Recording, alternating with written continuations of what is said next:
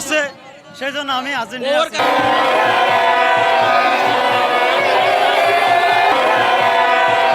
বই অনুরোধ করছে, সেই জন্য আমি আর্জেন্টিনা কারণে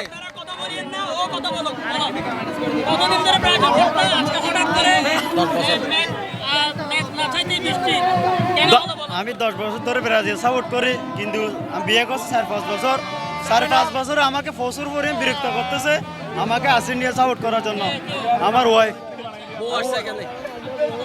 ওয়াইফের অনুরোধে আমি আর্জেন্টিনা সাপোর্ট করতেছি।